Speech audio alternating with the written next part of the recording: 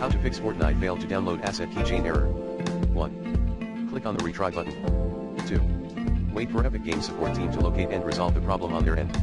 3.